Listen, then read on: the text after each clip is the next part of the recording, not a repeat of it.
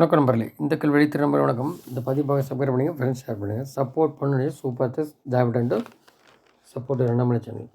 இப்போ பார்த்தீங்கன்னா இந்திய கூட்டணி அப்படின்னு சொல்லிட்டு இருந்தாங்க ஐடாட்ஸ். அவன் பார்த்தா வேறு அப்ரிவேஷனில் வந்து புள்ளி வச்ச கூட்டணி. கடைசியில் பார்த்தீங்கன்னா அது செதறி போச்சு. அது யார் ஆரம்பித்தாரோ அவரே அதுக்கு தவசம் பண்ணிட்டார். நிதிஷ்குமார் இங்கே வந்துட்டார். இப்போ கம்யூனிஸ்ட்டுக்கு தரமாட்டேன்றபடி காங்கிரஸ் வேணால் தரேன்றபடி மம்தா. ஏன்னா பிஜேபி செகண்ட் பொசிஷனில் இருக்குது, வந்துடும். ஏன்னா கம்யூனிஸ்ட் ஆண்ட இது பண்ணிட்டு தான் வந்தால் அப்படி அந்த நபர்லாம் மம்தா இருக்க மாதிரி தாங்க. இவர் டெல்லியில் வேணால் தரேங்கிற, பஞ்சாப் இல்லைங்கிற, இப்படி ஒரே குழப்பம்.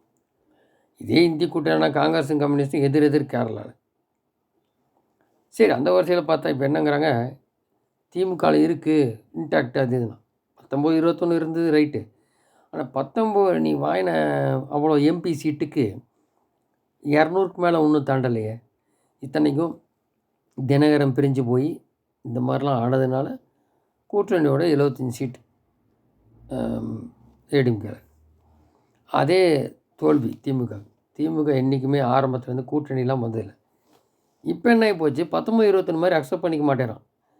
நினச்சா ஈஸியாக பண்ணிடலாம் அப்படின்ட்டு. இல்லை, காங்கிரஸ் 10 தொகுதி கேட்குறான், 5-6 தொகுதியெல்லாம் கொடுத்தா வாங்க மாட்டேன். இதில் கமலஹாசன் வேறு ஒட்டு கொடுத்து 2 தொகுதி வேணும். இப்போ கம்யூனிஸ்ட் 2க்கும் வேறு சிறிய பார்ட்டிகள் இருந்தால் ஒரு 4-5 சீட்டு முடிச்சிருக்காங்க. இப்போ காங்கிரஸு மதிமுக வேறு இப்போ பிரச்சனை பண்ணுறான். இதுக்கு கரைஞ்சி போன கட்சி மாதிரி இருந்தாலும் 2 சீட்டு வேணும். விசிகா 3ங்கிறேன். இந்த மாதிரிலாம் ஒரே இழுபறி ஆகிட்டுருக்கு அங்கே. இந்த பக்கம் பார்த்தீங்கன்னா பாமகவும் தேமுதிகவும் ஒரு இழுபறி பண்ணுது. இதெல்லாம் எப்போ செட்டில் ஆகும்னு தெரில. எலெக்ஷன் டேட்டு முடியும். இதெல்லாம் பார்த்து ராஜ்யசபா சீட்டு வேணுங்க, லோக்சபாவோட. அது யார் கொடுக்க தயாராகதில்லை, பிஜேபியில் உட்பட. ஸோ நீ தனித்து போட்டின்னா போட்டிடுங்க தாராளமாக, நீங்கள் தனித்து போட்டலாமே அப்படி நாங்கள் டெல்லி இடத்துல பேசிடுறான்ட்டாங்க கிண்டலாக காங்கிரஸை. டிஎம்கே விடுதலை சிறுத்தைக்கு இந்த மாதிரி தெரியும் உங்களுக்கு பிரச்சனை. இப்படி பிரச்சனையாக போயிட்டுருக்கு அங்கே இப்போதைக்கு. ஸோ ஒரு பக்கம் இது. இப்போ இதில் பார்த்தீங்கன்னா இது வரைக்கும் இருந்த தலைவர் சரி, இப்போ வந்து அந்த ஜெயலலிதா எம்ஜிஆர் போன வரிசையில் அப்புறம் பார்த்தீங்கன்னா இவங்களுக்கு வைப்ரண்ட் லீடர் கிடச்சனால தான் என் மக்கள் வெற்றிகரமாகி போச்சு. இன்னைக்கு கூடி கல்பக்கம் அணு உலை சம்மந்தமான திறந்துட்டு அங்கே நந்தனம் YMCA மைதானத்தில் இப்போ ஈவினிங் மீட்டிங் இருக்குது.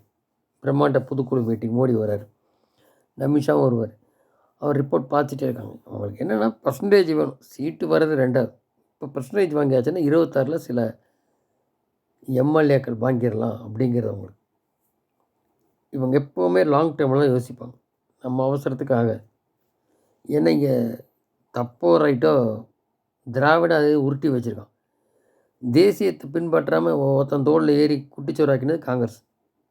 இப்போ இன்னொன்று இருக்குது, 2 பேர் திராவிட கட்சி ஏடிஎம்கே டிஎம்கே பதில் ஒரு திராவிட அழிய போகுது. அது ஏடிஎம்கே இருந்தால் அப்போ என்ன ஆகும்னா தேசியம் வர்சஸ் திராவிடம் தான் கரெக்டாக இருக்கும் இங்கே. அதுதான் ரைட்டு. அப்படிங்கும்போது உங்களுக்கு இந்த திமுகவும் பாருங்கள், இப்போ அந்த எல்லா பிரச்சனைக்கும் மேலே எதுவுமே செய்யாமல் ஒரு லா அண்ட் ஆர்டர் ப்ராப்ளம் இருக்கிற பட்சத்தில் இப்போ அந்த இதாக இருக்குது ஒரு பிரச்சனை. இன்டர்நேஷ்னல் ட்ரக்கு கடத்தியிருக்க சாதிக், அந்த ஜாஃபர் சாதிக்கு நபர் இப்போ டெல்லியில் பிடிச்சிருக்காங்க. 3 பேர் பிடிச்சிட சொல்லிட்டாங்க. இப்போ எங்கே இருக்கா, அப்படி கடலில் ஒழிஞ்சிருக்கா, அப்படி எங்கே ஒழிஞ்சிருக்கா அப்படின்னு தெரியல. இப்போ ஜாஃபர் சாதிக் பிடிச்சாச்சுன்னா முடிஞ்சுது. ஏன்னா கட்சியில் நிற்கணும், இத்தனை வரைக்கும் கட்சியில் தான் பண்ணிகிட்டு இருந்தேன் அப்படி இன்டர்நேஷ்னல் ட்ரக்கு அந்த சிந்தட்டிக்.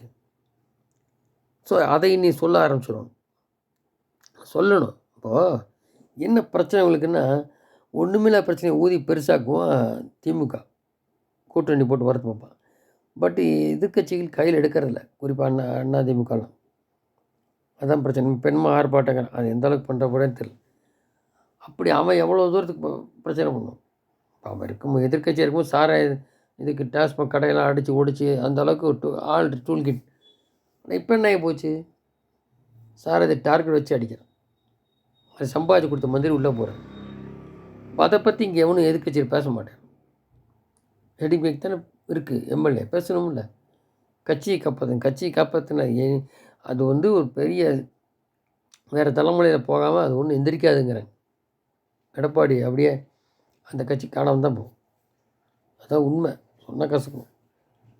சரியா? அப்போ அந்த ஒரு கட்சி இதாகி தான் பாஜக வளர வேண்டியிருக்கு. இதில் வந்து இப்போ போட்டி போடுறாங்களா அப்படின்னு தெரியாது. கரூர், கோயம்புத்தூர், திருப்பூர் இப்படி சொல்லிட்டு இருக்காங்க நெடுக. அது கட்சி தான் முடிவு செய்யணும். ஃபஸ்ட்டு வீக்கில் லிஸ்ட்டு வரும். அதில் பார்த்தா தெரியும்.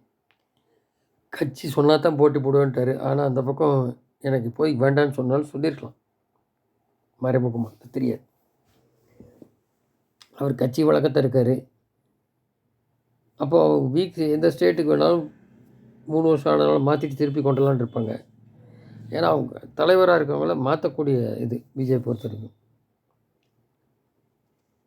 அதனால் ஒரு வேளை இப்போ கர்நாடகாவுக்கு எகைன் போட்டாலும் போடலாம் இல்லையா? எலெக்ஷனுக்கு அப்புறம். இல்லை ஏதோ ஒரு பக்கம் இதுன்ட்டில். அதனால் அப்படியே ரவுண்ட்லேயே போயிட்டுருப்போம். ஆல் இண்டியா ஃபேஸ் மாதிரி இந்த மாதிரி இருக்குது. ஸோ இந்த மாதிரி பார்த்தீங்கன்னா இப்போது ஏற்கனவே திமுக தேடணும்னு சொல்லி வார்ன் பண்ணியிருக்கார் மோடி. ஸோ இந்த மாதிரி ட்ரக்குக்கு இந்த மாதிரியெல்லாம் இஷ்யூஸ்லாம் கிளம்புறதுனால இனி விடுவாங்களா அப்படின்றது தெரில.